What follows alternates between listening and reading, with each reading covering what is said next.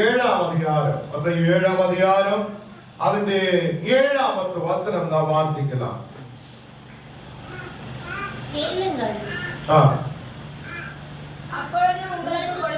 கேளுங்கள் அப்பொழுது உங்களுக்கு கொடுக்கப்படும்,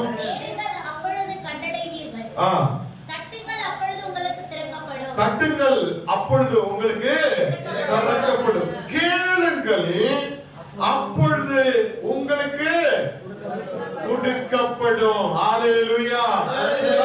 கர்த்தருடைய வார்த்தை சொல்லுது, நீங்க கேளுங்கள், உங்களுக்கு கர்த்தர் கொடுக்க உண்மையுள்ளவராய் இருக்கிறார். ஹalleluya. நம்ம கேட்கிறதுக்காக முன்னாடி வர வேண்டும். ஹalleluya. கேட்கணும்னா எப்படி? நம்ம வாய்களை துறக்கணும். நம்ம வாய்களை துறந்து நம்ம கர்த்தரோடு கூட சத்தமா கேட்கணும். ஆண்டவரே, எனக்காக ஒரு வழியை துறக்கும், எனக்காக ஒரு விடுதலை அனுப்பும், என்ன நீ முன்னாடி கொண்டு போகும் என்று நீங்க கேட்கும் போது அவர் செய்து முடிக்கிற தேவனாய் நம்மோடு கூட இருக்கிறார். நீங்க ஏதோ பயந்துட்டு இருக்கிறதுக்காக அல்ல, நீங்க ஏதோ உலகத்துல மனிதரை பார்த்து பயப்படுறதுக்காக அல்ல. கர்த்தர் சொல்லுகிறார், கேளுங்கள், அவர் உங்களுக்கு கொடுக்குவார். கேட்கும் போதே நீங்க சொல்லுற வார்த்தை கேட்க முடியுத ஒரு தேவன், அவர் உங்களுக்கு பதில் கொடுக்க முடியுற தேவனாயிருக்கிறார். அதுக்கு கீழே நம்ம வாசிக்கும் போது என்ன சொல்லுகிறார்? தேடுங்கள், கண்டடைவார். ஹalleluya. நீங்க தேடணும். ஹalleluya. நீங்க தேடணும். நீங்க தேடும் போது நீங்க கண்டடைவார். ஹalleluya. நாளுகளில் கர்த்தருடைய வார்த்தை சொல்லுது, நம்ம கேட்கும், ஆண்டவரே எனக்கு என்ன கிடைச்சிருக்கு, எனக்கு என்ன லாபம் இருக்குது, நான் எப்படி என்னோட வாழ்க்கை கொண்டு போவோம் நல்லா யோசிக்கும் போது, நீங்க கர்த்தரோடு கூட சேர்ந்து நிற்கும் போது அவர் உங்களுக்கான வழிகளை திறந்து கொடுப்பார். ஹalleluya. ஆண்டவர் இல்லாத நீங்க ஒரு நாளும் முன்னாடி போக முடியாது. நிறைய பேர் சொல்லும், ஓ நாங்க வளர முடியும், நாங்க எங்களோட சொந்தமா நாங்க புத்தியால் யோசிச்சு வளர முடியும். கர்த்தருடைய வார்த்தை சொல்லுது, நீங்க கர்த்தர் இல்லாமல் உங்களுக்கு எதுவும் செய்ய முடியாது. ஆண்டவரோட முன்னாடி நாம் தாழ்மையோடு நிற்கட்டும். ஆண்டவரே, நீர்தான் எங்களுடைய தேவன், நீதான் எங்களுக்கு கடவுள், நீ உன்னை நாங்கள் தேடி வருகிறேன், நீர் எனக்காக வழியை திறப்பார். அல்லேலூயா, அல்லேலூயா. இங்க அதுக்கு கீழே நமக்கு வாசிக்கும் போது நீங்க என்ன பண்ணும்? கட்டுங்கள் அப்பொழுது திறக்கப்படும். ஹalleluya. நீங்க தட்டும் போது உங்களுக்காக வழிகளே திறக்கப்படும். ஹalleluya. அப்ப ஊழியத்தில் நாம் இறங்கும் போது கர்த்தருடைய வார்த்தைகளை சொல்ல கடந்து செல்லும் போது என்னுடைய குடும்ப வாழ்க்கையில் வந்த பிரச்சனையில், நம்ம போகிற இடங்களில் இருக்கிற பிரச்சனையில் நீங்க என்ன பண்ணலாம்? தட்டணும். ஆண்டவரே, இந்த பிரச்சனை எங்களுக்கு இருக்கிறார், இதிலிருந்து ஒரு விடுதலை தாருங்கள், இந்த பிரச்சனையில் இருந்து எனக்கு ஒரு விடுதலை தாருங்கள். அந்த பிரச்சனையின் நடுவில் அந்த எரிகோ மதிலை தாண்ட வைத்த தேவன், அந்த கடலின் நடுவிலூടെ வழியை துறந்த தேவன் உங்களுக்காகவும் வழியை திறப்பார். அவர் உங்களை நடத்துவார். அவர் உங்களை விசாரிக்கிற தேவனாய் உங்களோடு கூட இருக்கிறார். ஹalleluya. நீங்க இந்த பிராக்டிஸ் பண்ணணும். நீங்க பிராக்டிஸ் பண்ணணும் சொல்லியா இதெல்லாம் நடக்குமா நீங்க புரியணும், ருசிச்சு பார்க்கலாம். ஹalleluya. நீங்க சொல்லி பாருங்க, ஆண்டவர்கிட்ட வந்து தட்டி பாருங்க, ஆண்டவரே எங்களுக்காக திறங்க, எங்களுக்காக திறங்க. அந்த 5 புத்தி இல்லாத கன்னிகைமார் வந்து கடைசியில சொல்லுகிறார், எங்களுக்காக திறங்க. அப்ப ஆண்டவர் சொல்லுகிறார், எனக்கு உங்களை தெரியாது, நீங்க தெரியணும்னா உங்களுக்குள்ள பரிசுத்த ஆவி இருக்கணும், ஜெபம் இருக்கணும், வசனம் இருக்கணும், நீங்க நிரம்பணும். ஹalleluya. நீங்க எப்படி நிரம்பணும்?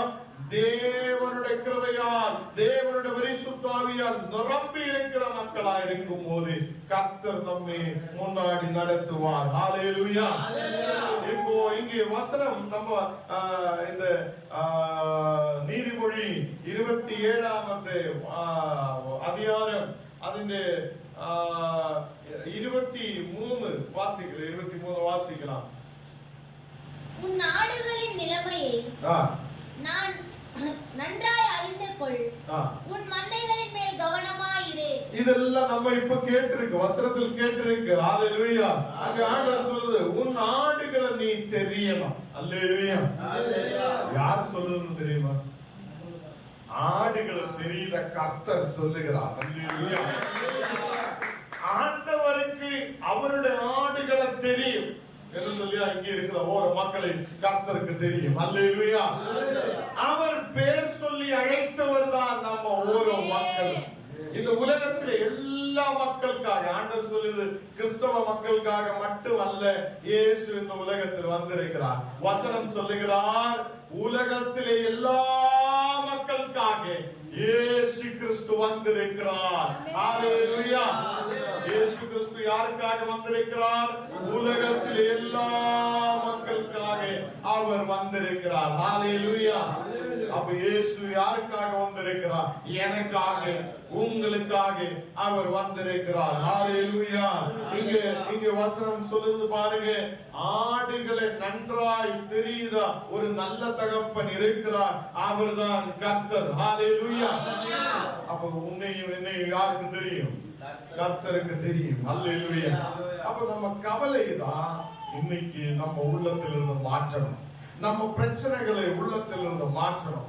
வேவலாதிகளை மாற்றி விடுங்க. தேவன் என்னோட கூட இருக்கிறார் என்று சொல்லிட்டு கொஞ்ச நேரத்துக்குள்ள நம்ம கீழே விடுகிறோம். கொஞ்ச நேரத்துக்குள்ள எப்படி போவோம், எப்படி நடக்கும், எப்படி முன்னாடி போவோம், என்ன செய்யும், எப்படி எல்லாம் பிள்ளைகள் வளரும், இதை சொல்லி சொல்லி நம்ம கவலைப்படுகிறார். ஹalleluya. கவலை இல்லாத நம்ம முன்னாடி போறோம். கர்த்தர் நமக்காக வழியை திறப்பார். ஹalleluya. கர்த்தர் நமக்காக வழியை திறப்பார். ஹalleluya. இந்த நாளுகளில் கர்த்தருடைய வசனம் சொல்லுது, நீங்க ஆடுகளை தெரியணும் என்று சொல்லும் போது நம்ம ஆடுகளை தெரியணும், நம்ம அவங்களை நல்லபடி நடத்தணும். அப்போ ஆண்டவர் சொல்ற வார்த்தை, ஆடுகளை எல்லாம் தெரிந்த தேவன், அவங்களோட வழியை தெரிந்த தேவன் உங்களுக்காக வழியை திறப்பார். ஹalleluya. ஹalleluya. இந்த நாளுகளில் வசனத்தில் நாம் பார்த்திருக்கிறார். இங்கே மத்தேயு 7ஆம் அதிகாரம் 9வது வசனத்தில் வாசிக்கிறார், உங்களுடைய பிள்ளைகள் ஏதாவது உங்களுக்கு கேட்டா அவங்களுக்கு நீங்க தவறான ஏதாவது பொருள் சாப்பிட கொடுக்குமா? இல்ல, அவங்களுக்கு இருக்கிறதில் நல்ல பொருள்கள் தான் நம்ம பிள்ளைகளுக்கு கொடுப்பார். ஹalleluya. அதே மாதிரி உங்களுக்கு நல்ல பொருள்களை கொடுக்க உங்களுடைய தகப்பனுக்கு தெரியும், தகப்பனுக்கு தெரியும். ஹalleluya. நம்மை நடத்த முடிகிற தேவன் அவர் உண்மையுள்ள தேவனாய் இருக்கிறார். ஹalleluya. 9வது வசனம் வாசிக்கலாம். உங்களில் எந்த மனுஷரானாலும் தன்னிடத்தில் அப்பத்தை கேட்கிற தான் மகனுக்கு கல்லை கொடுப்பானா? தான் மகனுக்கு கல்லை கொடுப்பானோ? அல்லேலூயா. உங்களோட பிள்ளைகள் உங்ககிட்ட கேட்கிறார், அப்பம் கொடுங்க, நீங்க என்ன செய்யும்? ஒரு கல் எடுத்துன்னா சாப்பிடணும்னு சொல்லுமா? இதோ ஒரு கல் இருக்குது சாப்பிடுங்கன்னு சொல்லுமா? மக்கள் அப்பத்தை கேட்கும் போது யாரு கல்ல கொடுக்கிறது இல்ல, யாரு கல்லை எடுத்து கொடுக்கிறது இல்ல. இன்னைக்கு பாருங்க, அந்த வசனம் என்னன்னு தெரியுமா? உங்களுக்கு பசி இருக்கும் போது உணவை கொடுக்க முடிகிற தேவன் அவர் உண்மையுள்ளவராய். அந்த இயேசு ஒருபோது உன்னை பசியோட அனுப்ப மாட்டேன். ஒருபோது உன்னை பசியோட. எத்தனை பேர் நம்பிக்கை வைக்க? நமக்கு என்ன தேவை? உடுக்கிறதுக்கு ட்ரெஸ் வேணும், சாப்பிடுறதுக்கு வேணும், நடத்த முடிகிற தூங்குற இடம் வேணும், நடத்துறதுக்கு நல்ல தகப்பன் நம்மோடு கூட இருக்கிறார். அப்போ யாரும் அவங்களுடைய பிள்ளைகளுக்கு ஏதாவது கல்லோ மண்ணோ சாப்பிடுறதுக்கு எடுத்து கொடுக்க மாட்டேன். அதுக்கு கீழே வாசிக்கலாம். மீனை கேட்டால் அவனுக்கு பாம்பை கொடுப்பானோ? ஒரு மீன் கொடுங்க என்று கேட்டா ஒரு பாம்பு பிடிச்சு கட் பண்ணி இத சாப்பிடுறா என்று சொல்லுமா? நம்ம யாரும் சொல்லுமா? நம்ம யாரும் சொல்ல மாட்டோம். நம்ம பிள்ளைகளுக்கு மீன், நல்ல மீன் தான் கொடுக்கும், நல்ல அப்பம் தான் கொடுக்கும் இல்லையா? அதே மாதிரி இயேசு செய்தது பாருங்க. பசியோடு இருக்கிற ஜனத்துக்கு அவர் அந்த அப்பத்தை எடுத்து மீனை எடுத்து ஸ்தோத்திரம் சொல்லி அப்படியே கொடுக்கிறார். அங்கே இருந்து 5000 பேர் புசித்து சாப்பிட்டு சந்தோஷமாய் போக செய்த தேவன் இந்த நாடுகள் இந்த சபையை போஷிக்க வல்லமையுள்ள தேவனாய் இருக்கிறார். அல்லேலூயா. தேவன் நம்பிக்கை வைக்கிறார். அல்லேலூயா. 15வது வசனம். ஆகையால் பொல்லாதவர்களாகிய நீங்கள் உங்கள் பிள்ளைகளுக்கு நல்ல ஈவு கொடுக்க அறிந்திருக்கும் போது பரலோகத்தில் இருக்கிற உங்கள் பிதா தம்மிடத்தில் வேண்டிக் கொள்கிறவர்கள். பொல்லாதவராய் இருக்கிற நாம், இந்த உலகத்துல மக்கள் எல்லாம் பொல்லாதவராய் இருக்கிறார். அந்த மக்கள் அவங்களோட பிள்ளைகளுக்கு நல்ல உணவை கொடுக்கும் போது பரலோகத்தில் இருக்கிற நல்ல தகப்பன், அல்லேலூயா, வாசிங்க சிஸ்டர், வாசிங்க. உங்கள் பிதா தம்மிடத்தில் வேண்டிக் கொள்கிறவர்களுக்கு நன்மையானவைகளை கொடுப்பது அதிக நிச்சயமாய். நன்மையானவைகளை கொடுக்குதா?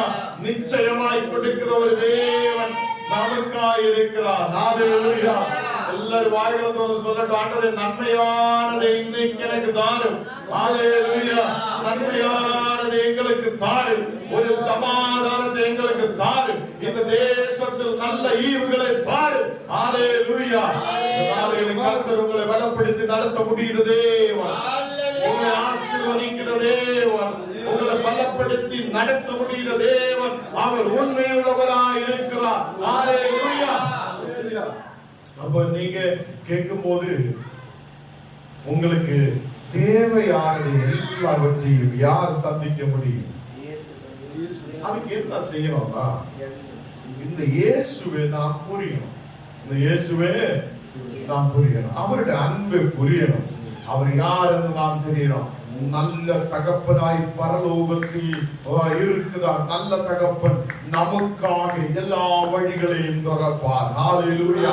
நமக்கு போவதற்காக, நடக்கிறதுக்காக, நிற்கிறதுக்காக, ஊழியம் செய்வதற்காக எல்லா இடத்திலும் எனக்கு என்ன தேவை இருக்குதோ அது சந்திக்க முடிகிற தேவன் நம்மோடு கூட இருக்கிறார். ஹல்லேலூயா. ஆண்டவர் சொல்றது இன்னிலிருந்து நீங்க தேடுத மக்களா இருக்கட்டும், நீங்க கேட்கிற மக்களா இருக்கட்டும், நீங்க தட்டுத மக்களா இருக்கட்டும். தட்டி கேட்கணும், ஆண்டவரே எங்களுக்காக தரேன், வழிகளை துறைங்க, எங்களுக்காக ஆசீர்வாதத்தை கொடுங்க. கர்த்தர் உங்களை ஆசீர்வதிப்பார். நீர் எங்களை ஆசீர்வதித்திருக்கிறீர்கள். இந்த நாடுகளில் கர்த்தரே நல்ல ஆராதனையில் பங்கெடுக்க நீர் எங்களுக்கு கிருபை செய்ததற்காக ஸ்தோத்திரம். இன்றைக்கு ஆண்டவரே வசனங்களால் நீர் எங்களை பலப்படுத்தினீரே, அதுக்காக நன்றி. வசனம் சொல்லிய தேவே அந்த ராட்சியில் கர்த்தாவே அந்த மகளுக்காக ஜெபிக்கிறேன். இந்த மகளை நீர் ஆசீர்வதித்து பலப்படுத்து. அம்மாவுக்காக ஜெபிக்கிறேன். இந்த மகளை நீர் பலப்படுத்து. நீர் எங்களை எடுத்து பயப்படுத்துவதற்காக ஸ்தோத்திரம். இந்த சபையிலே ஊழியக்காரருக்காக ஜெபிக்கிறேன். இந்த மகனை விசேஷால் இந்த கிருபையோடு எடுத்து பயப்படுத்துவதற்காக ஸ்தோத்திரம். அநேக வன்காரியங்களை செய்யப்பட நீ கிருபை செய்யும். ஆடுகளை மேய்க்கப்பட எதெல்லாம் ஆடுகள் இருக்குதோ அதை நல்ல வழிக்கு நடத்தப்பட நீ மகனே ஒரு அபிஷேகத்தின் வல்லமையில் நீ ஊற்றுவதற்காக ஸ்தோத்திரம். அநேக திரளான மக்கள் இந்த இடத்தில் வரப்பட உண்மையை ஆராதிக்கப்பட உங்களுடைய நாமத்தை உயர்த்தப்பட நீ கிருபை செய்ததற்காக ஸ்தோத்திரம். ஒன்றுமில்லாது இருக்கிற இந்த இடத்தில் பெரிய மாற்றத்தை, பெரிய வளர்ச்சியை நீ கொடுக்கிறதற்காக ஸ்தோத்திரம். நாடுகளில் கர்த்தர் நமக்கு தேவையான நல்ல ஈவுகளை கொடுக்கிறவராய், நல்ல அப்பத்தையும் நல்ல மீனையும் கொடுக்கிறவராய் அவர் நம்மோடு கூட இருக்கிறார். இந்த நாடுகளில் கர்த்தரே ஜனத்தை நீர் ஆசீர்வதி. வந்திருக்கிற ஒவ்வொரு மக்கள் மேல் உமது பிரசன்னம் இறங்குவதற்காக ஸ்தோத்திரம். இந்த மக்களை நீர் ஆசீர்வதித்து பலப்படுத்துவதற்காக ஸ்தோத்திரம். ஓரோ குடும்பமும் நல்ல சமாதானம் உண்டாகட்டும். எல்லா மக்களும் ஆண்டவரே உம்முடைய நாமத்தில் உயரப்பட்டது. ஆண்டவரே நல்ல வழிகளை சுரந்து விடுகின்றோம். படிக்கிற பிள்ளைகளுக்காக விசேஷமாய் ஜெபிக்கிறேன். அந்த பிள்ளைகள் நல்ல நிலையில் ஞானம் உள்ளவராய் நல்ல நிலையில் படிச்சு வளரப்பட நீ கிருபா செய்ததற்காக ஸ்தோத்திரம். இதை வீசுகள் கட்ட முடியாத இருக்கிற மக்களுக்காக ஜெபிக்கிறேன். வழிகளை நீர் இன்றைக்கு துறந்து விடு ஆண்டவரே. நல்ல வழிகளை துறக்கப்படட்டும் ஆண்டவரே. தேவைகள் சந்திக்கப்படட்டும். பண தேவைகளுக்காக ஜெபிக்கிற மக்களுக்காக விசேஷமாய் இன்றைக்கு ஜெபிக்கிறேன். நீ நல்ல உணவுகளை நல்ல ஈவுகளை கொடுக்கிற தேவன். இந்த நாடுகளில் மக்களுடைய பண தேவைகளை நீ சந்தித்து கொடுக்கிறவைக்காய் ஸ்தோத்திரம். தடைகளை மாற்றுகிறவைக்காய் ஸ்தோத்திரம். இந்த நாடுகளில் உயர்ச்சி உண்டாகிறவைக்காய் ஸ்தோத்திரம். ஊழியங்களுக்காக ஒப்பு கொடுத்திருக்கிற மக்களுக்காக ஜெபிக்கிறேன். நல்லதில் ஊழியங்களுக்கு கடந்து செல்லப்பட நீ கிருபை செய்ததற்காக ஸ்தோத்திரம் அப்பா. சபை விசேஷால் இந்த தேசத்தில் வளர்ச்சி உள்ள சபையாய் நீ மாற்றுதற்காய் ஸ்தோத்திரம் அப்பா. இயேசுவின் நாமத்தில் தன பிதாவே ஆமென்.